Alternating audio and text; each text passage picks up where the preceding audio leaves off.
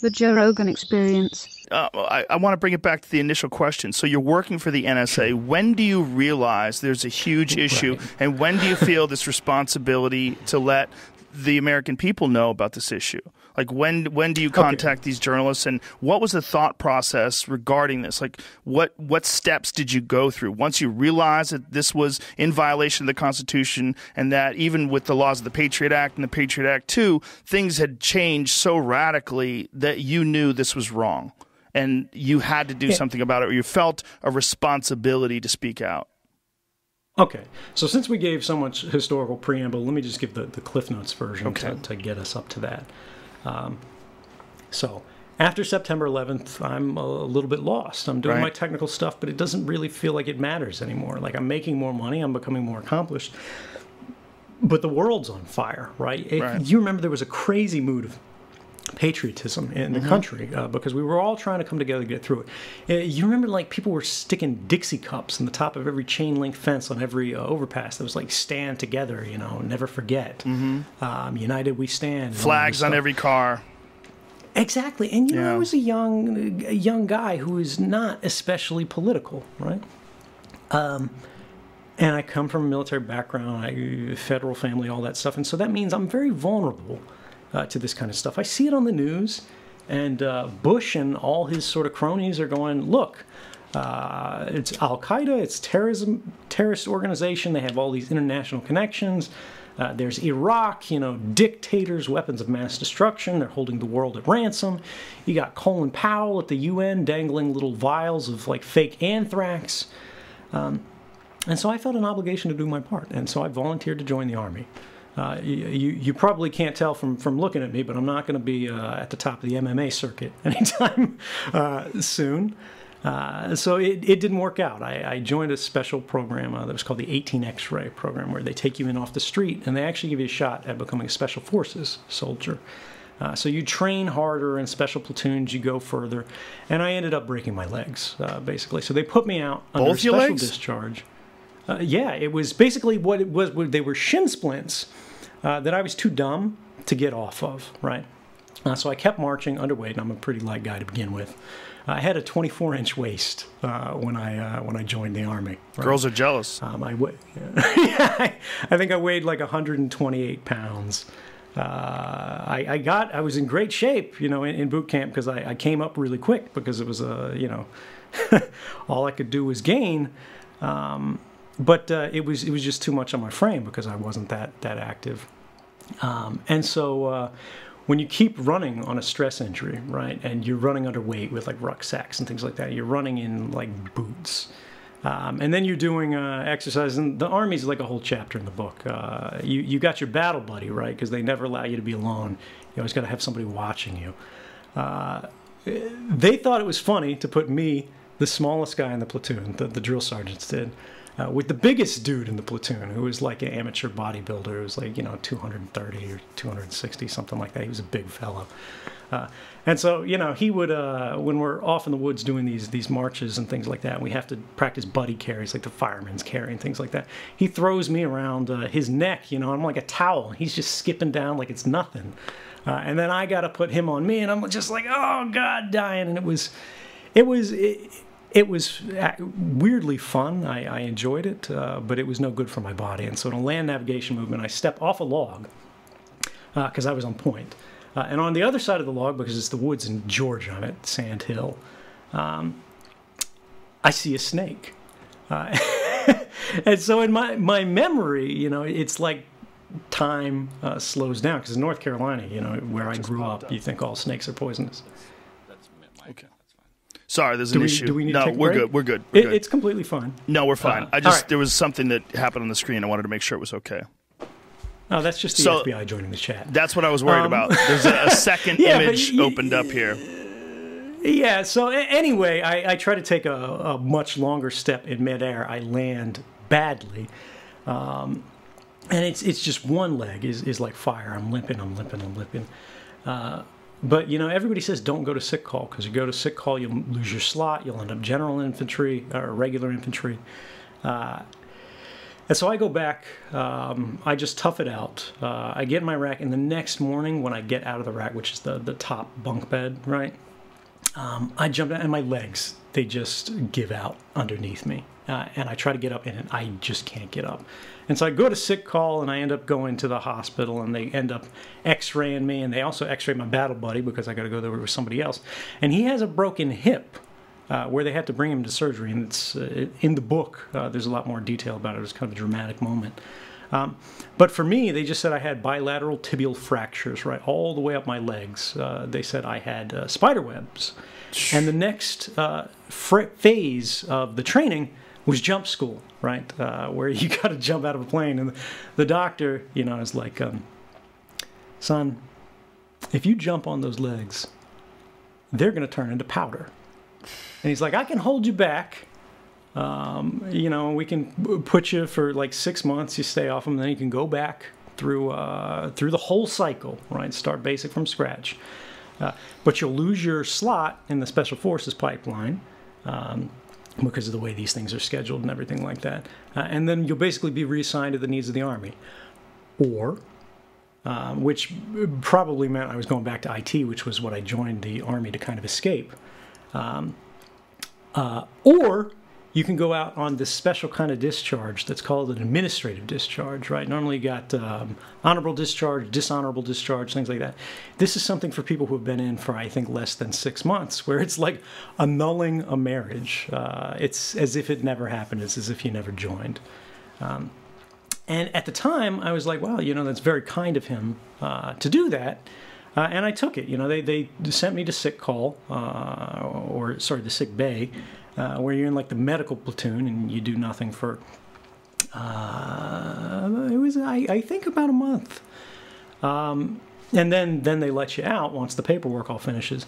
But in hindsight, I realized that if you take an administrative discharge, it exempts the Army for liability for your injuries. So actually what I thought was a kindness was just, now if I had future problems with my legs, they wouldn't have to cover it, or health insurance and any of those things. And it was just a funny thing. But anyway, I get out of the Army, and here I'm on crutches for a long time and just sort of trying to figure out, all right, well, what's next in life? Because I had gotten a basic security clearance just for going through signing up for the military process, I applied for a security guard position at the University of Maryland because it said you had to get a top secret clearance, which was a higher clearance than I had at the time. And I went, well, that sounds good, because I knew if I combine my IT skills, which were now suddenly much more relevant again to my future, with the top secret security clearance, because of the way it works, if you have a top secret security clearance and tech skills, you get paid a ridiculous amount of money for doing very little work. So it was like, all right, well, I can basically make twice what I would be making in the private sector working for government at this level, at this phase, because what we talked about earlier with September 11th and how the intelligence community changed, they no longer cared that I hadn't graduated from college, right? And I had gotten a GED just by going in and taking a test. So for government purposes, it was the same as if I was a high school graduate. So now suddenly it was like these doors are open. Now this University of Maryland facility turned out to be an NSA facility. It was called a CASTLE, the Center for the Advanced Study of Language, at the University of Maryland, College Park. And all I was literally a security guy walking around with a walkie-talkie, making sure nobody breaks in at night, managing the electronic alarm system and things like that.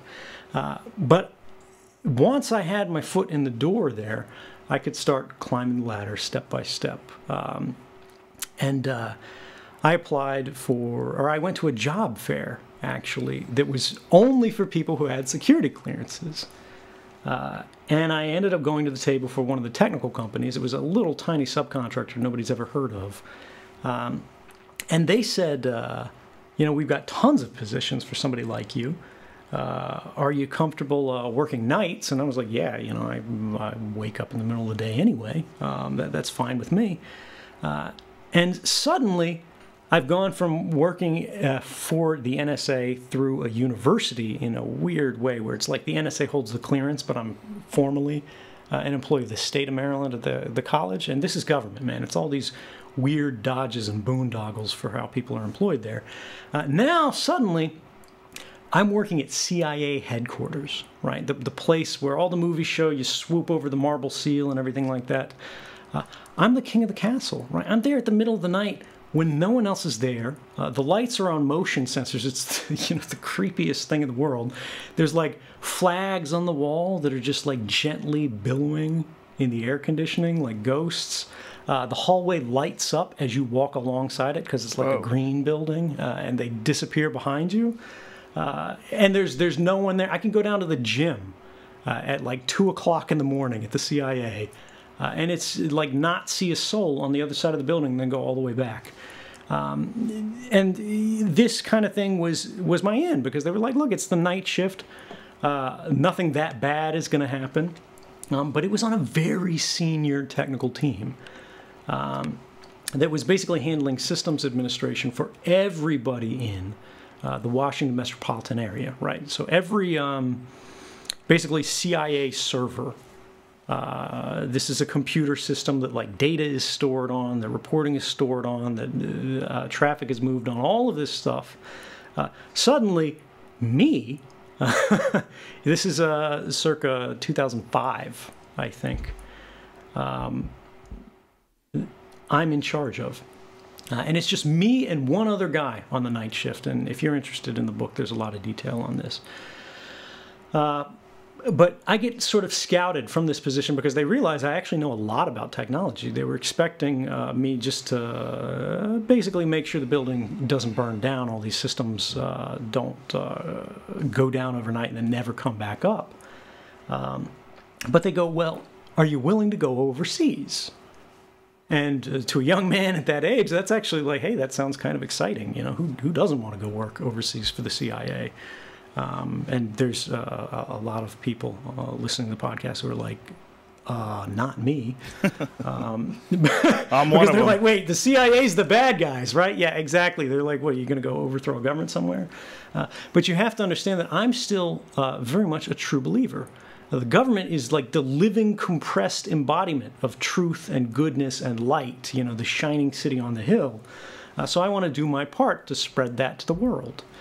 I didn't have skepticism, is really what I'm trying to establish here. And so I sign up and I go through this special training school, like people hear in movies about The Farm, which is down at Camp Peary in Virginia. I'm sent to this actually much more secret facility called The Hill, which is in Warrenton, Virginia. And this has been covered a few times in open source media, but I think this is one of the few book-length discussions of what happens there in permanent record. Yeah, so I go through training and then I get assigned overseas, and I end up in Geneva, Switzerland, undercover as a diplomat, right? I think I'm... my formal title for the embassy is like something super bland, like diplomatic attaché. And what I am is I'm a forward deployed tech guy. They send you through this school to make you into kind of a MacGyver, right? Yes, you can handle all the computers, but you can also handle the connections for the embassy's power systems, right? The actual electrical connections. You can handle the HVAC systems, right? You can handle locks and alarms and security systems. Basically, anything that's got an on button on it at the embassy that's secure, now you're responsible for. And I traveled from Geneva to other countries in Europe for sort of assignments. And it was it was an exciting time. I actually still enjoyed it, but this was where I first, working with intelligence, started to get doubts. And the story's been told many times, so I won't go over it in full detail here. But the CIA does primarily, and it's not the only thing they do, what's called human intelligence. Now, there are many different types of intelligence that the intelligence community is responsible for. The primary ones are human intelligence and signals intelligence. You want to think of signals intelligence, right, as tapping lines, hacking computers, all of these sort of things that provide electronic information, anything that's a digital or analog signal that can be intercepted and then turned into information. Human intelligence is, you know, all that fun stuff we've heard the CIA doing for decades and decades, which is where they try to turn people. Basically, they say, look, we'll give you money if you sell out your country. They don't, it's not even your country a lot of times, it's your like organization. These guys could be working for a telecommunications provider and they want to sell customer records, or they work at a bank, which was the thing that I saw, and we wanted records on the bank's customers, so we wanted a guy on the inside. But anyway, that's sort of how it works. And what I saw was they were way more aggressive for the lowest stakes than was reasonable or responsible. They were totally willing to destroy somebody's life just on the off chance they would get some information that wouldn't even be tremendously valuable. And so, you know, ethically that struck me as a bit off, but I let it pass because what I've learned over my life, short though it's been, you know, it's that skepticism is something that needs to build up over time. It's a skill, something that needs to be practiced, or you can think of it as something that you develop through exposure, right? Kind of like radiation poisoning, but in a positive way. It's when you start to realize inconsistencies, or hypocrisies, or lies. And you notice them, and you know you give somebody the benefit of the doubt, or you trust them, or you think it's all right. But then over time, you see it's not an isolated instance; it's a pattern behavior. And over time, that exposure to inconsistency builds and builds and builds until it's something that you can no longer ignore. Now, after the CIA, I went to the NSA in Japan, where I was working there in Tokyo.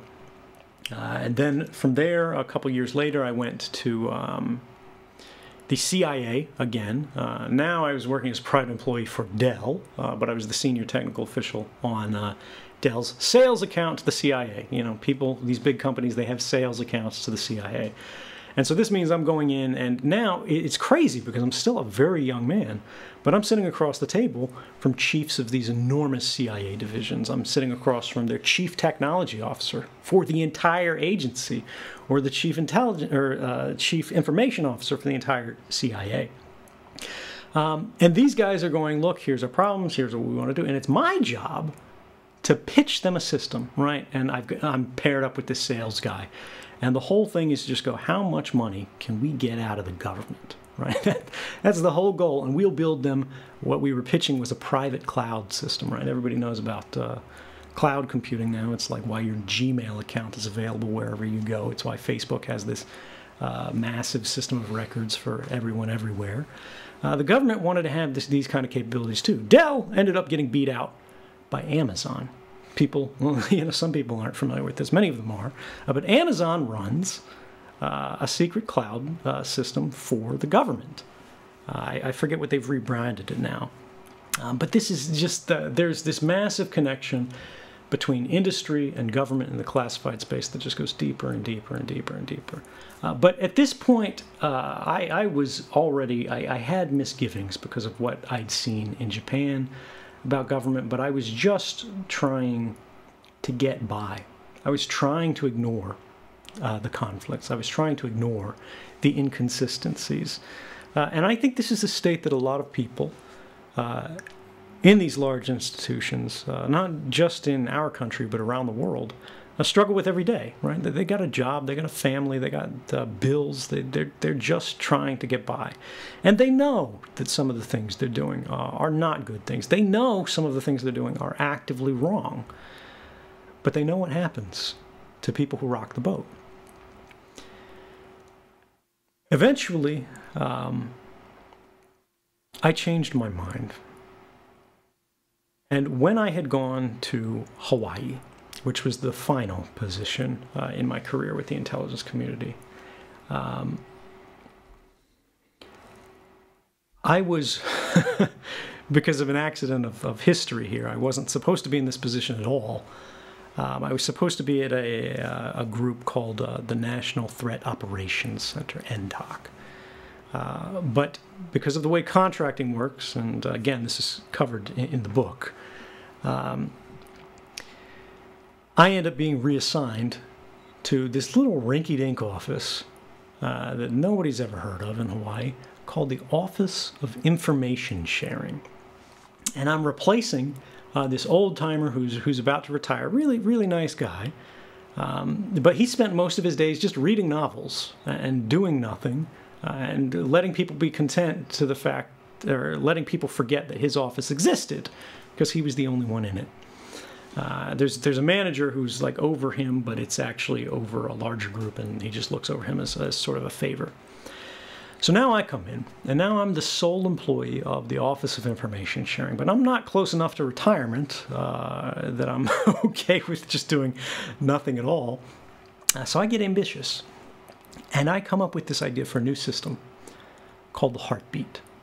And what the Heartbeat is going to do is connect to basically every information repository in the intelligence community, both at the NSA and across network boundaries, which you normally can't cross, but because I'd worked at both the CIA and the NSA, I knew the network well enough, both sides of it, sides that normal workers at the NSA would never have seen because you have to be in one or the other.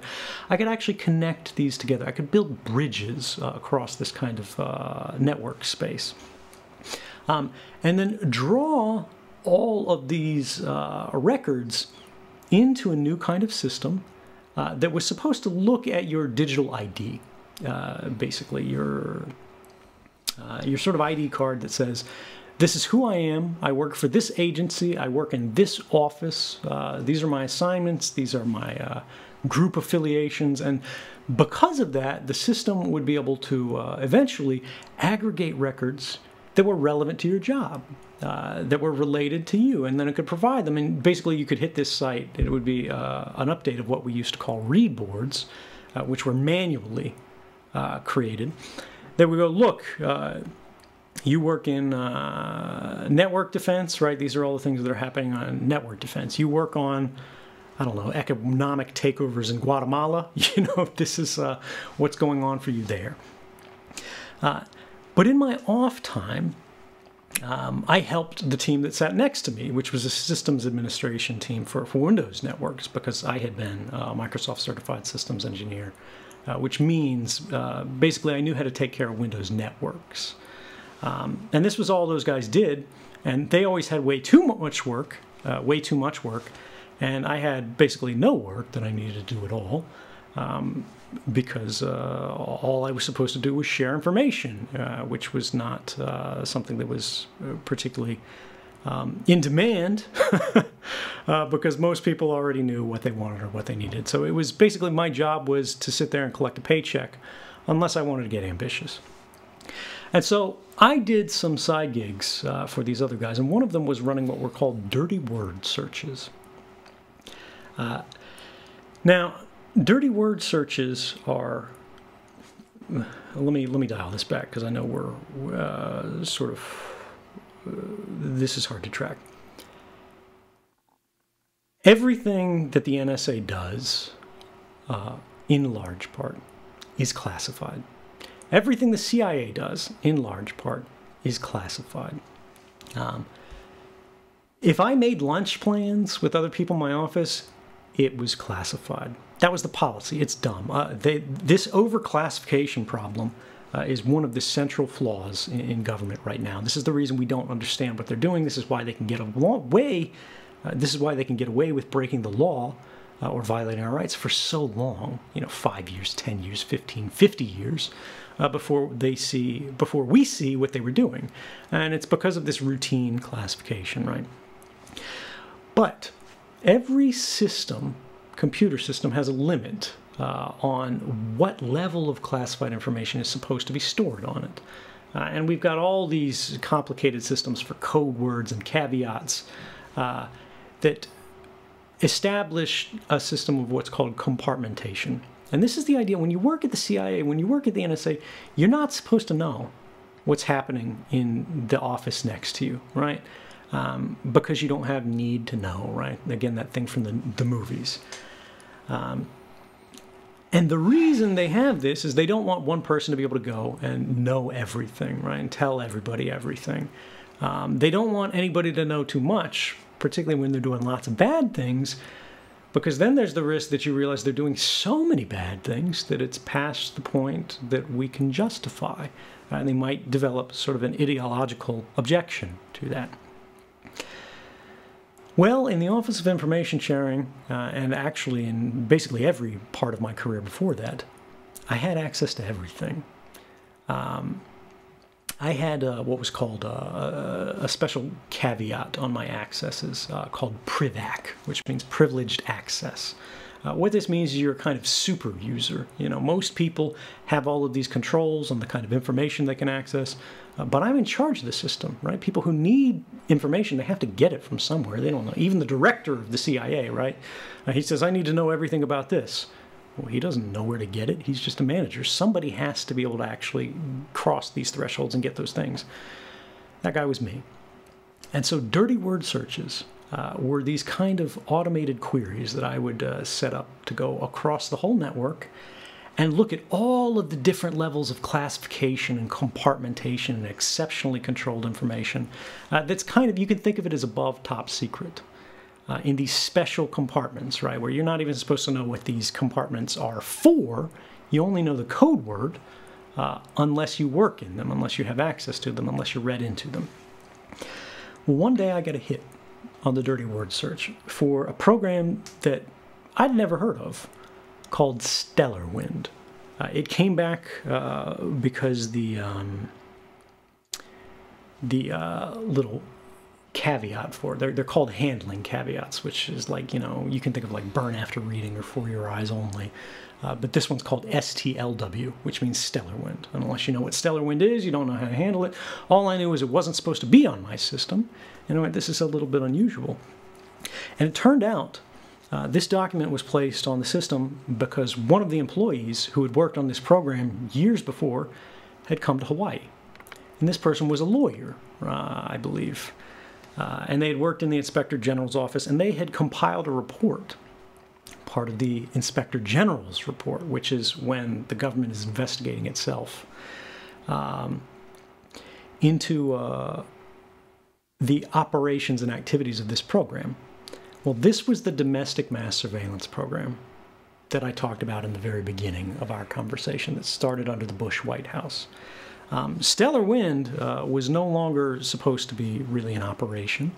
It had been unveiled in a big scandal in December 2005 in the New York Times by a journalist, James Risen, and I'm not going to name him because I don't want to get it wrong. Another journalist, you can look at the byline if you want to see their involvement. But and there's a lot of history here too. But what they had found was, of course, the Bush White House had constructed a warrantless wiretapping program, if you remember the warrantless wiretapping scandal, that was affecting everyone in the United States. Well, the Bush White House was really put in a difficult position by this scandal. They would have lost the election over this scandal because the New York Times actually had this story in October 2004, which was the election year. They were ready to go with it, but at the specific request of the White House, talking to the publisher of the New York Times, Sulzberger, and Bill Keller, then the executive editor of the New York Times, the New York Times said, we won't run the story. Because the president just said, if you run this story a month before the election, that's a very tight margin if you recall, you'll have blood on your hands. And it was so close to 2001, the New York Times just went, you know what, fine.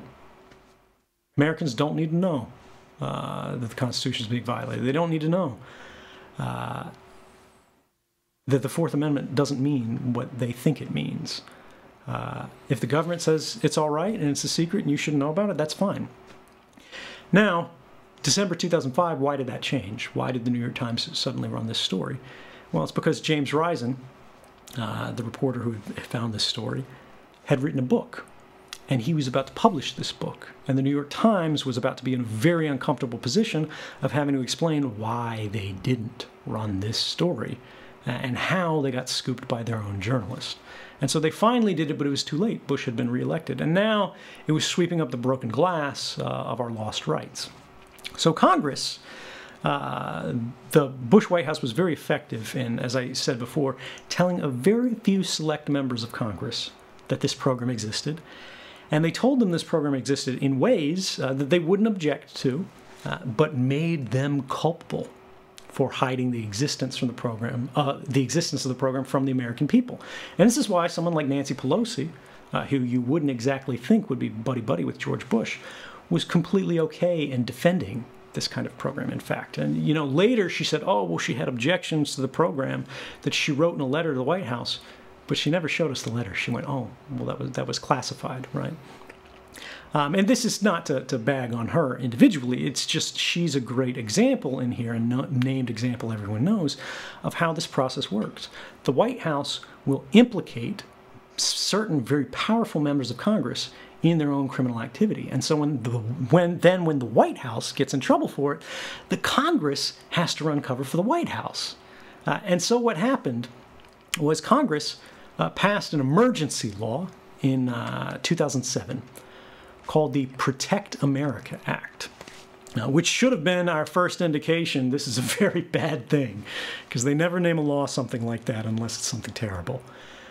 And what it did was it retroactively immunized all of the phone companies in the United States that had been breaking the law millions of times a day by handing your records over to the government, which they weren't allowed to do, simply on the basis of a letter from the president saying, please do this. And these companies went, look, now that we've been uncovered, now that we've been shown that we're breaking, or now that these journalists have shown that we've broken the law and violated the rights of Americans on a staggering scale that could bankrupt our companies because we can be sued for this, we will no longer cooperate with you unless you pass a law that says people can't sue us for having done this. And so we get the Protect America Act, which they say, you know, is an emergency. This is all public history, too. Yeah. You can look this up on Wikipedia, you know. And so then they go, it's an emergency law. We have to pass this now. We have to keep this program active. Bush is going to end the warrantless wiretapping program and continue it under this new authority where it's going to have a special level of oversight and these kind of things eventually.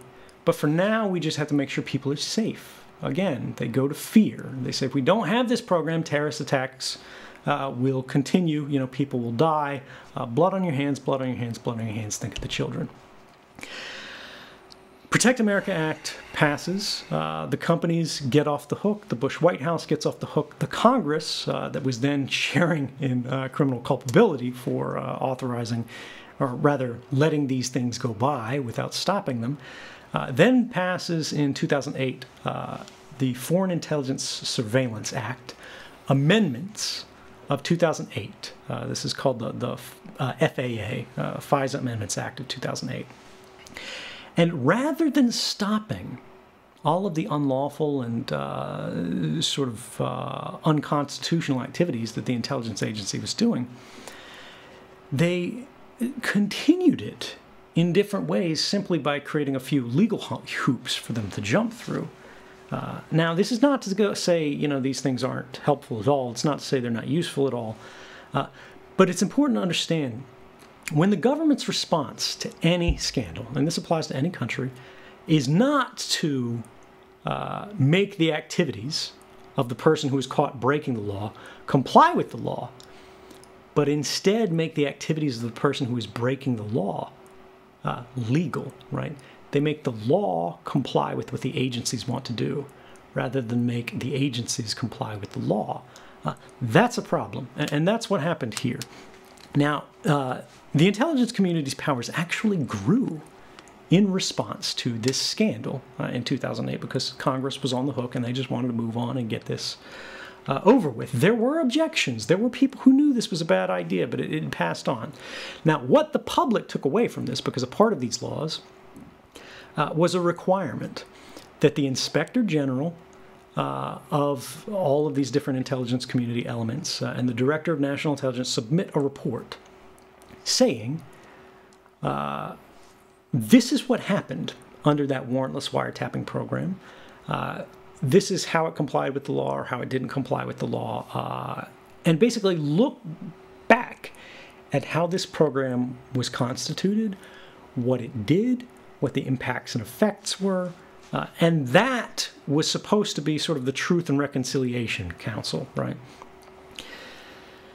Now, why am I talking about all this ancient history? Well, I'm sitting here in 2012 with a classified Inspector General's report, draft report from the NSA that names names, that says Dick Cheney, that says David Addington, that says Nancy Pelosi, that says all these people who are involved in the program, the tick-tock of how it happens. It says the director of the NSA, that guy who was evacuating the building at the beginning of our podcast here, that guy was asked by the President of the United States if he would continue this program after being told by the White House and the Department of Justice that these programs were not lawful, that they were not constitutional. And the President said, would you continue this program on my say-so alone, knowing that it's risky, knowing that it's unlawful? And he said, yes, sir, I will, if you think that's what's necessary to keep the country safe. And at that moment, I realized these guys don't care about the law. These guys don't care about the Constitution. These guys don't care about the American people. They care about the continuity of government. They care about the state, right? And this is something that people have lost. We hear this phrase over and over again, national security, national security, national security, and we're meant to interpret that to mean public safety. But national security is a very different thing from public safety. National security is a thing that in previous generations we referred to as state security. National security was a kind of term that came out of the Bush administration to run cover for the fact that we were elevating a new kind of secret police across the country. And what does it mean when, again, in a democracy, in the United States, the public is not partner to government? The public does not hold the leash of government anymore, but we are subject to government, right? We are subordinate to government. And we're not even allowed to know that it happened. Now, in the book, I tell the fact that I had access to the unclassified version of this report back in Japan. And what's interesting is the unclassified version of a report, and we've all seen this today with things like the Mueller report and all of the intelligence reporting that's happened over the last several years. When the government provides a classified report to the public, it's normally the same document. The unclassified version, the classified version are the same thing. It's just the unclassified version has things blacked out or redacted that they say, oh, you're not allowed to know this sentence or this paragraph or this page or whatever. The document that the public had been given about the warrantless wiretapping program was a completely different document. It was a document tailor-made to deceive and mislead the Congress and the public of the United States. And it was effective in doing that. And in 2012, what I realized was this is what real-world conspiracies look like, right? It doesn't have to be smoking men behind closed doors, right? It's lawyers and politicians. It's ordinary people from the working level to the management level who go, if we don't explain this in a certain way, we're all going to lose our jobs. Or the other way, they go, we're going to get something out of this if we all work together. Civilization is the history of conspiracy, right? What is civilization but a conspiracy for all of us to do better by working together, right? But it's this kind of thing that I think too often we forget because it's boring as hell. I want all your listeners, right, to go to the Washington Post, because this document that I discovered that really changed me has been published, courtesy of the Washington Post. It's called the Inspector General's Report on Stellar Wind.